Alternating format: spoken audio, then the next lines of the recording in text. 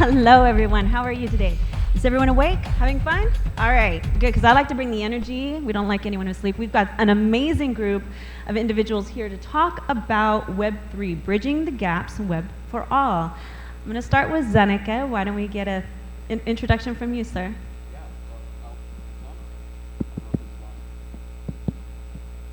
Yeah, let me use this. Oh, it's on now. No, it's not. All right, here we go. Yeah, so my name's Zeneca. I've been in crypto and NFTs for about 18 months. I got in early 2021. Did a lot of things along the way, trading, flipping, trying a lot of things, but really settled into creating content. Writing a newsletter, creating a podcast, Twitter threads that evolved into more and more educational content, which led to Zen Academy, which is a community I founded and really have spent the last 12 months building up to help onboard people into NFTs and Web3, because that's where we really find there to be a massive need. So that's kind of what I spend most of my time on. Incredible. And we have Dank, Daniel Kim. Yeah, hey guys, my name is Daniel Kim. I go by Dank in Web3. I'm not a pothead, as my name suggests. But yeah, my background comes from Web2. I worked at a lot of startups, working on growing the company, growing from A to B, 0 to 100, and so worked on a few different career advice platforms and fun things like that, and then made the transition into Web3 to help my current company to pivot into Web3. And so what we did is we took an AI company that specializes in voice and speech synthesis, and we transferred that over into Web3, thinking that people want to create their digital personas, and we think about how we look, but we don't really think about how we sound. And so we're trying to create the voice infrastructure of all of Web3. Yeah. Fantastic. And Jae-yoon. Oh yeah. Hello guys. My name is Jae-yoon Lee. I'm Varian. I've been entering the crypto ecosystem about 9 months this February, and I'm usually working as community manager or community building in many of our community, not especially in Korean, because this ecosystem, the alpha information is same as the money, as I think. So I usually the flipper and the game player. So I'll do everything that makes money. So I usually seeking for good information, such as really good alpha. So I'm working at the many of alpha community as for a community builder and community manager. So yeah. Now I'm working for a freelancer marketer. Now I'm in a Minty Lab. The Minty Lab is a Korean VC and marketing firm. So they handle everything in blockchain ecosystem, such as Polkastarter or especially in Argoland. Yeah. So that's it. So I'm working as the marketer in the Minty Lab. Incredible. Well, thank you guys for being here. I'm going to start off right away with our first question, which is, what is the state of entrepreneurship in Web3? Seneca. Yeah, the state of entrepreneurship. I think we're still in the really early stages. Web3 has been around for maybe 10 years, but only realistically taking off in the last few years when we've seen DeFi and protocols and NFTs start to gain more and more adoption. I think we're seeing a lot of VCs enter the space and want to fund founders and projects, and people are bootstrapping as well, trying to come up with new novel ideas, because it's really like the Wild West. If I had to sum up the state of entrepreneurship in Web3, it's the Wild West right now. Anything goes. People are trying lots of things. There's lots of failures, lots of going back to the drawing board. But for that reason, it's a really exciting time, and I think that it's just if you have an idea, you can really run with it, and if it takes off, you can build something significant, and if not, you learn and try again. So Wild West. Yeah. Go ahead. So I think just kind of going off on what Zeneca said, we also can't really ignore the fact that it is a bear market, and people are uncertain and scared. But to be honest, like as an entrepreneur, and if you have a great idea, just put yourself out there because there is capital and there are opportunities. And so I think you just have to go out and find them because there are investors that are still interested in investing. And I think, yeah, I just kind of wanted to tell everybody if you're out there, entrepreneurs out there, that you don't have to get down.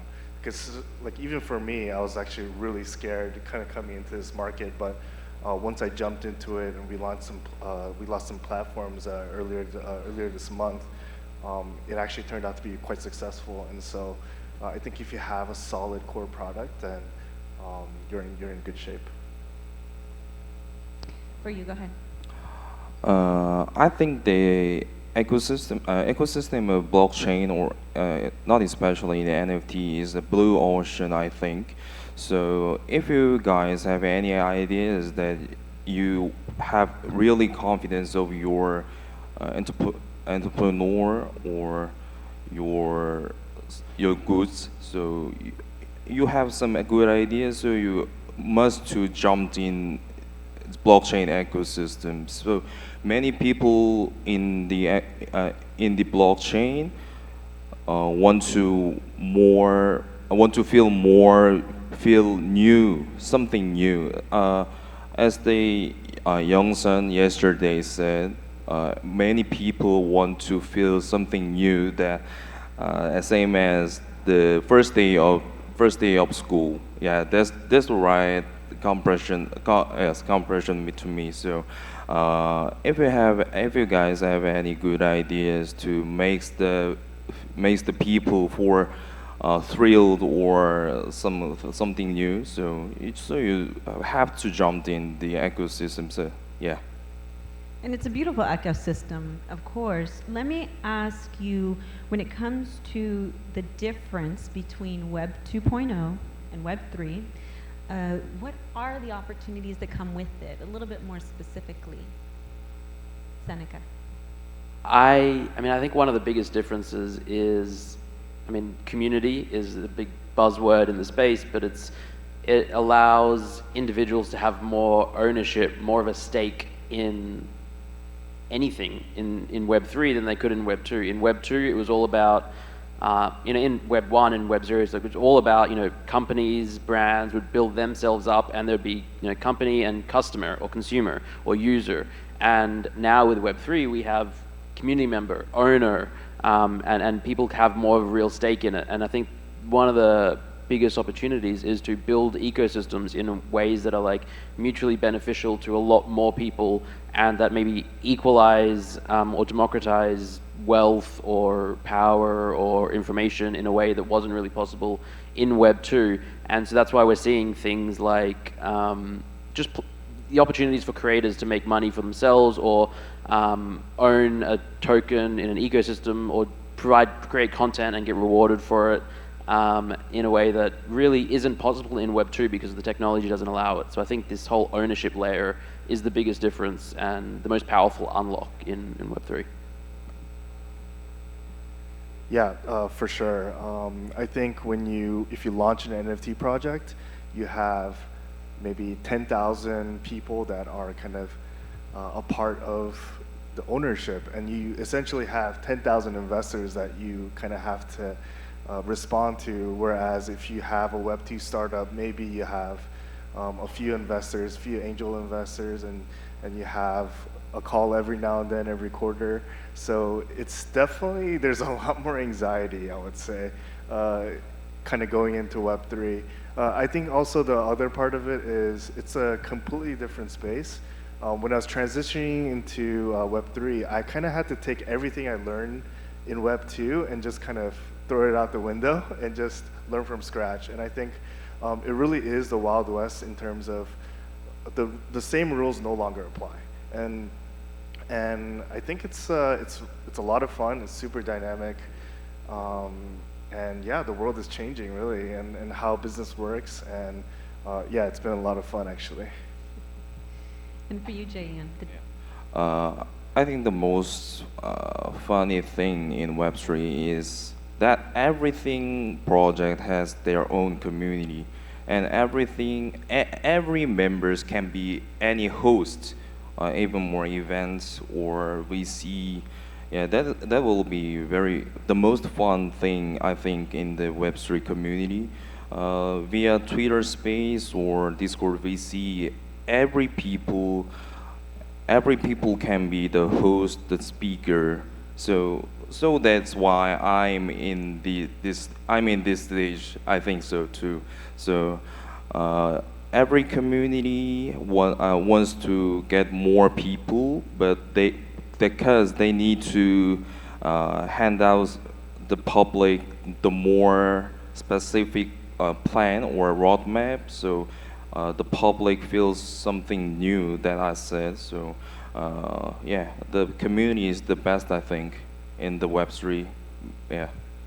Yeah, it's been interesting as a Gen Xer. You see the Web 1.0, 2, and I agree. And I want to ask, do you see the next stage of the internet to be run by communities as opposed to the tech companies as we've seen?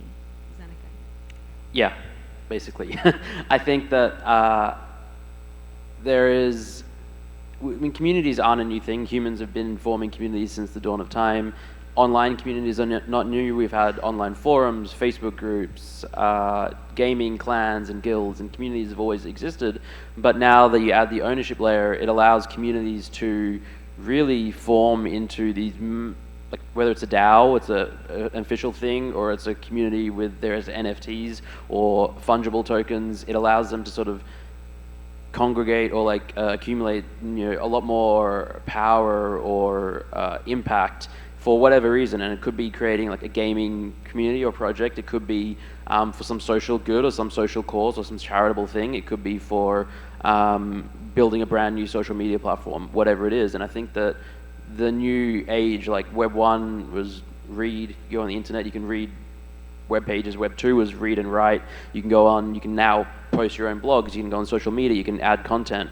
Web 3 is read, write, and own. Now the users of the internet, which is everyone, can start to grab ownership back in a way that we were heading down this path where a very, very, very small percentage of people had the vast majority of wealth and power in the world.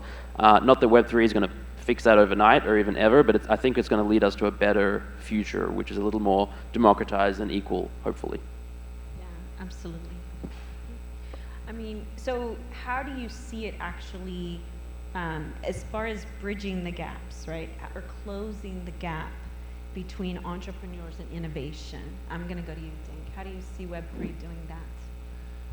Yeah, so I think in Web3 right now, there's a lack of tools, there's a lack of resources. I think we're only just getting started. We were actually the first people to even think and create a voice NFT, and even still, I have to go around educating people because this notion of a voice NFT doesn't really register yet. So I think we're very early, but I'm super excited because we're building something completely new and something that's just starting. And I always think about, man, I guess this is what it felt like in the 70s and 80s when people built the first computer, when people were building out the first games. It's what drives me every day to constantly innovate and bring something new to the market. But that being said, there's so many opportunities for innovation. There's so many areas that require people to come in and build these tools for the future, because the idea of just decentralizing even something like voice, it's gonna change how the internet works. And so, yeah. So I think as far as innovation, really, if you have an idea that works in Web 2, and you really just all you have to do is decentralize that, right?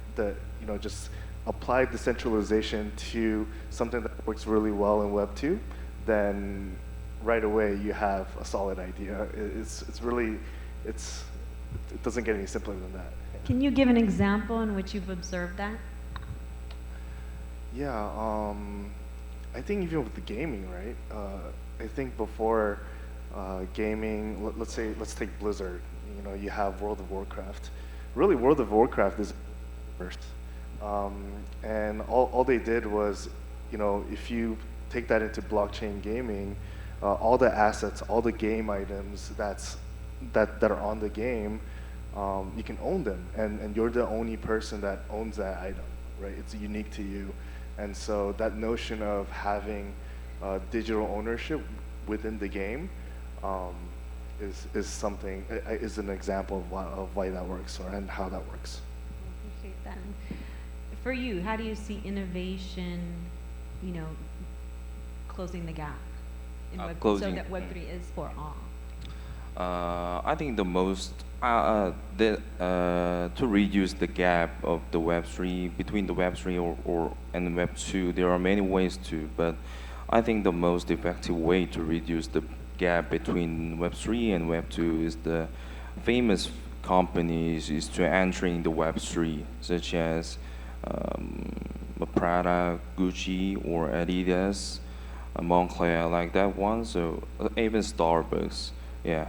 Four famous companies are already planning to enter or have already entered the blockchain ecosystem. So that's the most powerful way that the public to onboard into in Web3. Even if so, for example, the Starbucks NFT. In fact, my friends that he had nothing to do with any blockchain, but he said he heard the news that Starbucks launching the NFT in Polygon. So he said to me, "Oh shit, how can I install the MetaMask, or how can I install the wallet, and how can I buy the Polygon or Ethereum?" That is the effective way to onboard the public to onboard the Web3. Yeah.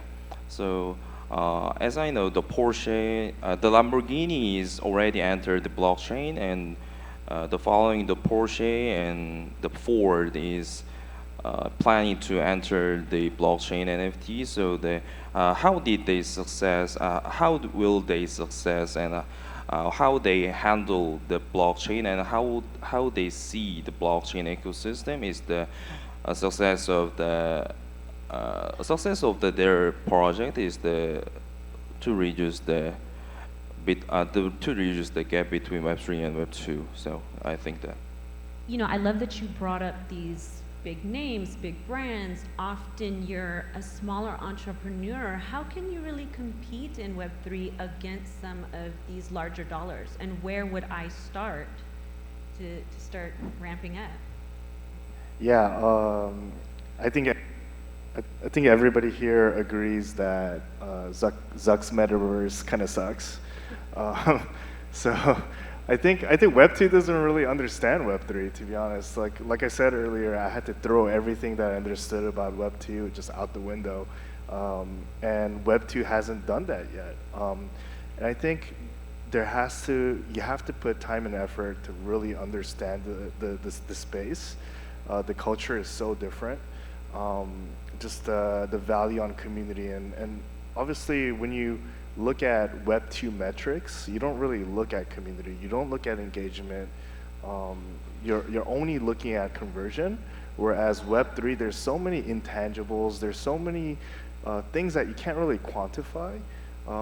You have to jump into Discord, see if the chat's popping, right? You have to see on Twitter if people are talking about you and how they're talking about you. There's so many other data points you have to look at, and so I think as far as like the differences, you just kind of have to like reset and kind of jump into it. So I don't know if bridging the gap is the right idea in the sense. I think what you have to do is reset and just kind of start a new phase in Web3.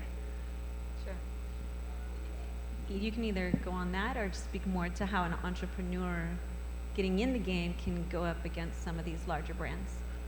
Yeah, I think that, for an entrepreneur just getting in now, I think there's so much opportunity that, the big brands are not going to be tackling a lot of the smaller issues. And for instance, the basic infrastructure in Web3 is terrible. It's like we use like Web 1 UI, UX, and there's so much room for designers and engineers and builders and kind of anyone, any idea that you can look at something that works, as Dank said before, if it works in Web 2, it can probably work in Web 3, and just figure out how to like bridge that gap and make it decentralized or make it, reduce friction or eliminate fees or make it faster or make it more global or something like that. And, I don't see it as necessarily competing with these big companies. I think that's like apples and oranges a little bit.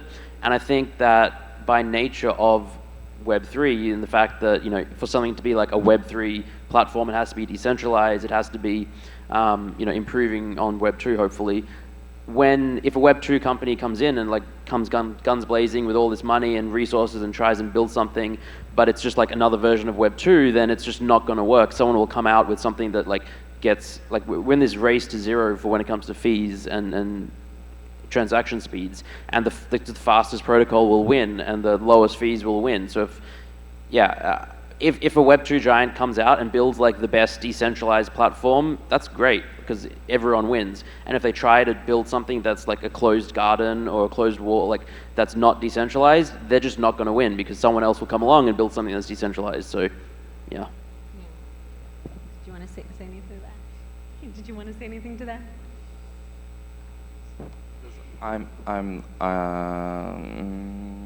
So. I have another question for you. When we talk globally, how do you see the entrepreneur reaching across the globe using this technology? In Web3, of course, it's very inclusive to many different things. And when we speak to bridging a gap, we want everyone to have access. Globally, how do you think this continues to roll out so that everyone has access?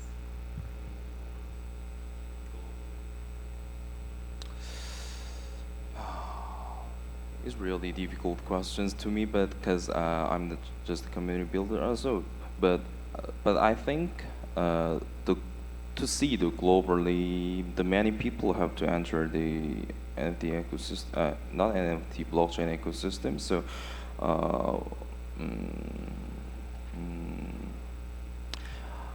Every people have to voice their opinion, not so they have to they have some confidence and voice their opinion, even though their opinion is true or false. That is not important in this Web3 space. Just shout out and speak their voice. It is important in Web3. Agreed. Especially advocating for it, right? Well, everyone, I think we're about to wrap up. You guys have been absolutely amazing. Please give a round of applause for Zeneca, Daniel Kim, Dank, and Jae Yoon. Thank you all. Thank you.